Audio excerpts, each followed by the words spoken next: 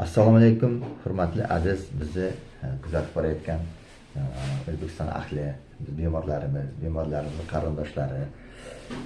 Bugungi videomizda bu Bexterev kasalligi, ya'ni spondiloartrit bolalarda bo'ladigan spondiloartritlar, eski nom bilan aytilsak, avtor nomi bilan Bexterev kasalligi haqida ankilozir spondiloartrit yuvenil bolalar degani, bolalar spondiloartrit to'g'risida gaplashamiz. Kattalarnikidan nimasidan farq qiladi? Kechuvi, kelib chiqishi, ko'rinishi, klinikasi, tashxislash kattalarnikidan tubdan farq qiladi. Bu ham ahamiyati juda katta. Chunki bolalar yuvenil spondiloartritda 90% holatda boshlanishi bo'g'imlar bilan boshlanadi. O'sha oligoartrit, poliartrit, ko'proq poliartrit ko'rinishda 90%. Bu birinchi katta farq hisoblanadi. Va uzoq yillar shunday davom etishi mumkin. Ya'ni bo'g'imlarda kichik, o'rta va katta bo'g'imlarda simmetrik yalliqlanish, destruktiv, xuddi revmatoid artritga, yuvenil revmatoid artritga o'xshab hamma 5 ta yalliqlanish alomatlari bilan ketishi mumkin. Bu birinchi katta farqi. Ikkinchi katta farqlardan biri bu bolalar yuvenil Bexterev kasalligining ankilozir spondiloartritning subformalarining ko'pligi. 5-6 ta subformasi bor. Nima degani subforma? Subforma degani ko'proq ustun holda ko'rinish berishi.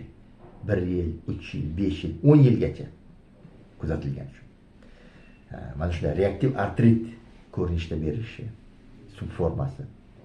Intizit subformasi. Reaktiv artrit tushunarli bu. Bo'g'imlarda yalliqlanishlar bilan boradi. Katta bo'g'imlarda, o'rta bo'g'imlarda. Intizit formasi, ya'ni tovon ustidagi payning, axilliy payni ikki tarafda yalliqlanishi bilan borishi. Uzoq yillar bo'g'imlarga o'tishi va ko'p yillardan keyin o'zini umurtqaga o'tib, o'zini haqiqiy ko'rinishini, basharasini namoyon qilishi. Psoriatik artrit va nedifferentsiyirованный formasi bor. Yana bir ko'p uchraydigan formalardan biri subforma kishishni formasi. Mana yozda bolalarda biz kuzatib turamiz. Kishishni infeksiya, dizenteriya, shigellyoz, salmonellozlardan keyin boshlanadigan 2 hafta vaqt o'tib, 1 oy 2 hafta o'tib bo'g'imlarga reaktiv artrit beradi. Uzoq yillar shunday davom etadi. Bu demak ikkinchi farqi. Uchinchi farqi bu albatta bu kattalarning Bexterev kasalligi, ankilozir spondilit degani umurtqalari zararlanishi. Farq qilib umurtqalardagi ankiloz olib keladigan sindismofitlar, ya'ni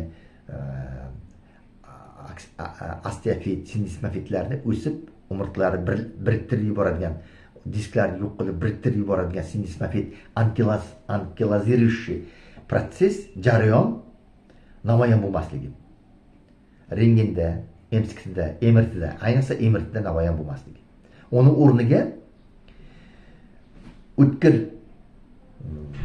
demak, osteoatrostik umurtqani o'tkir suyagi bilan yonbosh suyagining qovurg'a bilan birikkan joyida artroz, sindismofit, osteofitlarning paydo bo'lishi, o'sha yerda bo'g'imlar bitib ketishi, tog'ay yo'qolib, jarayon paydo bo'lishi va bundan tashqari demak, intizitlarning, paylarning, bog'lamlarning birikkan joylarida yalliqlanishlar, elementlar paydo bo'lishi ko'rinishi mumkin. Boshqa elementni ko'rish qiyin. Shuning uchun buni ko'proq MRTda ko'rinadi. O'sha kichkina qovurg'a birikkan joylarini umurtqaga artroz paydo bo'lishi, osteofitlar paydo bo'lishi, sindismofitlar, ya'ni o'sha tog'ay yo'qolib birikib ketayotganini ko'rish mumkin. Bu belgini. Umurtqalar bir-biriga bambuksimon birikib ketishi juda kech belgi. Bu ko'rish qiyin bo'ladi tashxislashda. Bundan tashqari bolalarda nafaqat klinik belgi bermaydi umurtqaning zararlanishi, dumg'azaning zararlanishi. Dumg'aza yonbosh suyakdan, sakaraylikdan aniqlash qiyin bo'ladi. Bu 5-belgilardan biri. Buni noto'g'ri talqin qilish yuz beradi. Nafaqat rentgenda, UZIda, MSKda, MRTda ham noto'g'ri talqin qilishga olib keladi. Nega deganda o'sha yerda o'sish zonasi bor. Shuning uchun u o'sish zonasi suyak ko'migining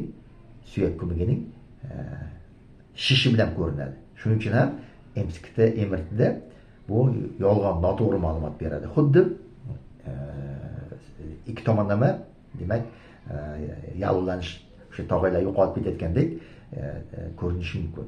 Bu demak, noto'g'ri talqin qilishga olib keladi. Sakraylikni bordek ko'rinadi. Aslida bu o'sish zonasi bo'ladi bolalarda. To 17, 14, 16 yoshgacha. 18 yoshdan keyin o'sish zonasi to'xtaydi va tog'aylar, suyaklar shakllanadi va undan keyin ko'rish mumkin bo'ladi. Bu 5-chi.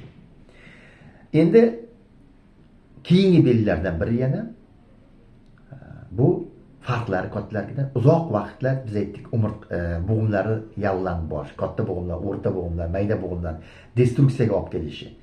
Bo'lsa-da ularni suyuqlik, bo'g'imni ichidan olgan suyuqlik, qondan olingan maxsus analizlarda ATCP tintrillerni oqsil manfiy, rima faktor immimikriyan ko'rsa manfiy ko'rinadi. Bu doimiy manfiy borayotganligi nastarajit qilish, odam hushyor torttirish kerak shifokorda. Ya'ni bu artritlar, bolalarda bo'layotgan xurujlar, artritlar Bexterev kasalligining, ankilozing spondilitning debochasi bo'lishi mumkin, maskasi bo'lishi mumkin, subformasi bo'lishi mumkin degan haqida davlat beradi. Yana bir belgi, bolalarda eng ko'p ko'z mayda tomirlar zararlanishi, ko'zni ko'rlikka olib kelayotgan uvitlar, bu bolalar yuvenil reumatoid artritda uchrashsa-da, oligoartritis formasida. Ikkinchi o'rinda Bexterev kasalligi, yuvenil bolalar spondiloartritda uchraydi. Antinuklearni faktorining yuqori turishi kasallik boshlangandan shifokorni hushyor torttirish kerak. Bu yana bitta 6-7 belgisi bo'ladi. Juda ahamiyatli. Mana shu o'rinda men aytib o'tmoqchiman, Jahon sog'liqni saqlash qo'mitasining 2030-yilda 20 yillik olib borgan tekshirishi yakun topadi. Yevropa, Osiyo mamlakatlarida olib borilyapti bu. Bu nima degani? Oligoartrit bilan o'sha uveit natijasida ko'rlik olib kelgan bemorlar katta yoshga o'tganda tuzalib ketsa, keyinchalik nima beradi hayot davomida? Ana bularning 30-20% tekshirishlar shundan namoyon bo'lyapti. Mana sizlar oldindan shuna xom chutda aytishim mumkin.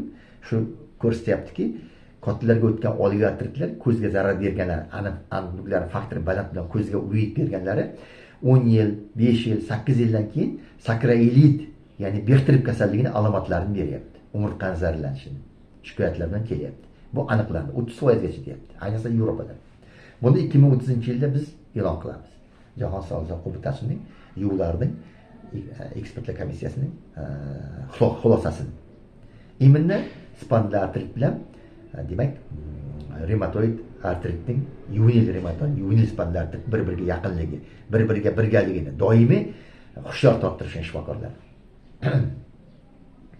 Mana shunday katta farqlar bilan bo'ladi.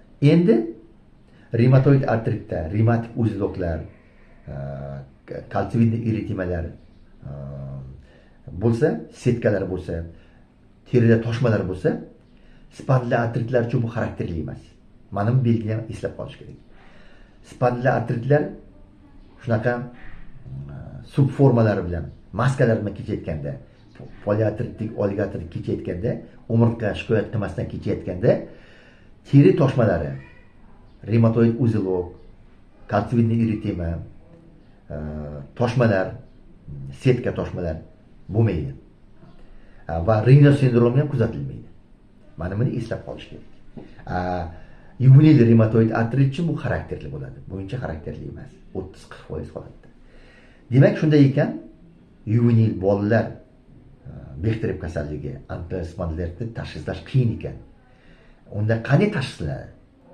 Aniq laborator spesifik ko'rsatkichi yo'q ekan. Qanday tashxislanadi? Birinchi o'rinda bu poliartritlik va oligoartrit kechuv simmetrik boshidan yoshlarda, bolalarda 4 yoshdan keyin boshlanadi. Ko'proq 12-14 yoshlarda. terida toshmalar bo'layotgani yo'qligi, uzilog revmatический, kalsiyniy eritema, setka va boshqa toshmalar yo'qligi. Bundan tashqari laborator analizlarda anti-sentriorin tipisk pipetga antitela yo'qligi, refaktorning doimiy yo'qligi, antinuklear faktorning balandligi. Mana bular mujassam holda bemorga tashxisni aniqlashga yo'l beradi. Yosh o'tgan sari dinamikada har yiliga bir marta, ikki marta MRT qilib borganda shakllangandan keyin o'sha tog'aylar, o'sha zonlari, dumg'aza, yonbosh suyakda keyin aniqlanishi mumkin. Yoki umurtqada qovurg'alar birikkan bo'g'imlarning, demak, artrozi, osteoidlar va ankilozlar paydo bo'lishi aniqlash mumkin. Endi qanday tashxis qo'yiladi? Demak, biz Jahon Sog'liqni qo'mitasining jahon xalqaro klassifikatsiyasi bo'yicha qanday tashxis qo'yiladi? Bularga boshida, kasallik o'rtasida, razvorti stadiyada artritlar ketayotganda, poliartritlar, oligoartrit ketayotganda, bemor xuruj bo'lganda, davolanayotganda qanday tashxis qo'yish kerak? Boshidan qanday tashxis qo'yish kerak? Mana bu laboratoriya analizlariga qarab, kechuvga qarab, aniq belgi yo'q ekan, ikki tomonlama sakroilit yo'q ekan, ankiloz belgilari yo'q ekan, sinismovitlar ko'rib bo'lmas ekan, faqat laboratoriya tomonidan ko'rinar ekan. Ular ham spesifik emas, umumiy ma'lumot beradi. Qanday tashxis nomi bilan atalishi mumkin? Jahon xalqaro kasalliklar klassifikatsiyasi bo'yicha. Mana bunaqa bitta ikkita ko'rsatkich bor. Bu yuvenil surunkali bolalar revmatoid artritining hashala B27 musbat. Mana hashala B27 musbati. Baribir hashala B27 bolalarda musbat bo'lish ehtimoli katta. 80% 50% bolalarda xuddi kattalarga o'xshab hashala B27 musbat bo'ladi. Lekin hammasida emas. 50%. Ko'rdingizmi? Kattalar 90%, 50%, 80-90% yosh o'tgan kattalarga sari. Demak, bu aniqlanadi. Demak, hashala B27 musbat, ATSP manfiy, RF manfiy bo'lgan seronegativ surunkali bolalar revmatoid artriti qo'yiladi. Qavs ichiga B27 musbat, RF manfiy, ATSP manfiy bo'lgan seronegativ deb yozib qo'yiladi. Mana shunday tashxis bilan davolanadi. Bu tashxis jahon xalqaro demak kasallik klassida ko'rsatilgan. Bu erkinlik beradi. Demak, xuddi Bexterib kasalligini bolalarda kechuvda, bolalar kechuvidagi yuvenil spondiloartrit, ankilospondiloartrit deb qo'llanilgan dorilarni qo'llash mumkinligiga sharoit yaratadi. Endi nima uchun mana shunday aniq bilishimiz kerak? Revmatoid artritdan farqlashimiz kerak. Yuvenil revmatoid artritdan, bolalar revmatoid artritdan, demak, spondiloartrit bolalar Bexterib kasalligini ajratishimiz kerak. Nima uchun? Nega deganda davolashda farq bor. 50% farq bor. Demak, nosteroid yallig'lanish qarshi vositalar bir xil ishlatiladi. Shu ibuprofen, diklofenak, nimesulid bular bir xil ishlatiladi. Diaterin ishlatiladi. Bu tushunarli. Lekin gormonlar ham, steroid gormonlar ham natija berishi mumkin. Agar bo'g'im formalari bo'lsa, demak, mumkin. Lekin uni qisqa berishga, 12 haftadan oshirmasga bolalarda. Даже 4 hafta deyapti. Oldin 12 hafta edi. Jahon qo'mitasining komissiyasining tavsiyasi bo'yicha. Lekin bu yerda ularga ishlatiladigan yuvenil revmatoid artritda, bolalar revmatoidda ishlatiladigan demak dorilar, misol uchun o'sha interleykin 6 blokirovka qilgan dorilar bu yerda ishlatilmaydi. Bu yerda faktor mikroza opxoni berilishi mumkin. Ya'ni o'sha adalimumab, Humira, Galiumab, Simponi, infliximab va etanertiplar berilishi mumkin. Lekin bularning natijasi bo'lmasa agar, misol etanertip opioid berganda antinuklear faktor baland bo'lganda mumkin emas. Humira, Simponi bular berilishi mumkin. Demak, o'sha dorilar bilan. Lekin boya hozir asosini aytmoqman. Bolalar Bexterib kasalligida, bolalar ankilospondiloartritda, demak, kasallik modifikatsiya qilingan dorilar foyda qilmaydi. Agar poliartrit formasi bo'lsa, unga berish mumkin. Agar poliartrit formasi yo'qolib, o'zining polni klinikasini spondilartritni bersa, unda kasallik modifikatsiya qiladigan dorilar, biologik bo'lmagan bazisin dorilar, asosiy dorilar, bu metotrexat, liflamid, bagida ilafra, bu sulfasalazin, bu gidroksixloroxinlar foyda bermaydi. Agar bo'g'imda yallig'lanishlar bo'lmasa, buni foydasi yo'q. Shuning uchun bunda asosan faktor mikroza opqil alfa, o'sha Humira, Simponi, undan tashqari ingibitor interleykin 17 ishlatiladi. Bu Cosentyx, Secukinumab 150 mg dan Secukinumab 150 mg dan bir haftada bir marta qilinadi, podkoshni teriga qilinadi. Bu interleykin 17. Nima uchun deganda, umurtqaga asorat berayotganda, umurtqaga ankiloz berayotganda interleykin 17 ning hujumi kuzatiladi va uni blokirovka qilish ahamiyatli. Undan tashqari talis beriladi.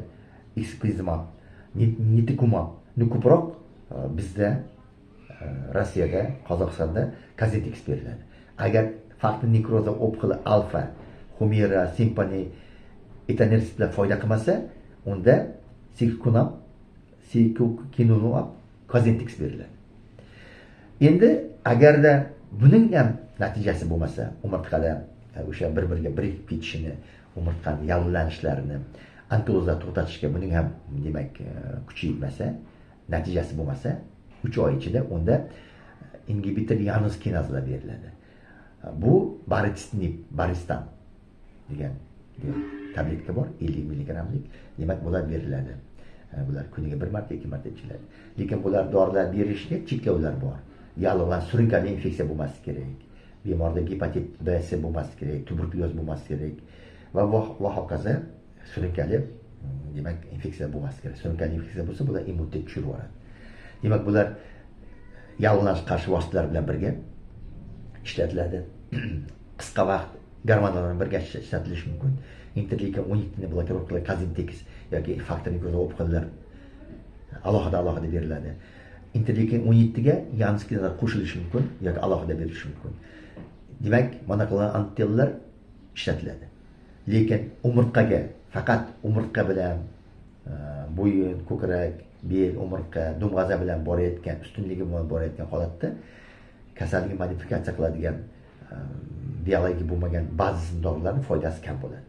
O'sha metotrexat, lifno, bagida, ilafra, gidroksixloroxin, sulfasalazin, bularning foydasi kam bo'ladi. Shuning uchun bularga monoklonal antitanalar ishlatiladi. Mana shuning uchun farq qilinadi. Agar buni vaqtida ishlatmasak, bemorlarimiz, bolalar demak nogironlikka olib keladi. Tez olib keladi nogironlikka. Umurtqa o'tgandan keyin tez olib keladi. Shuning uchun ham endi savol berish mumkin. Domla hammasi ham shunday kechadimi? Yo'q. Faqat 20%gina demak umurtqani zararlanishma boshlanadi. Qolganlarida hammasi bo'g'imlar zararlanishma boshlanadi va bu umurtqa zararlanishini yopib turadi. Umurtqa bo'lgan belgilar отсроченный, kech paydo bo'ladi. Kech paydo bo'lgandan keyin bolalar Bechterev kasalligida ankiloz spondilartritni erta aniqlashda ilojisi yo'q bo'ladi. Gumon qilinishi mumkin laboratoriya analizlar bo'yicha. Emskda imirtda ham to'liq ko'rinmaydi. Demak, o'sha RF otritsatni manfiy bo'lganligi, ATSP manfiy bo'lganligi va HLB27 musbat bo'lganligi. Bu hammada emas, 50% da ko'rinadi. Musbat bo'lganligi. Bu demak, o'sha biz aytgandik, bolalar yuvenil surunkali reumatoid artritning HLB27 musbat turi deb belgilab, xuddi demak spondilartritdek davoni olib borishimiz mumkin. Mana shunday e'tiborlar uchun rahmat.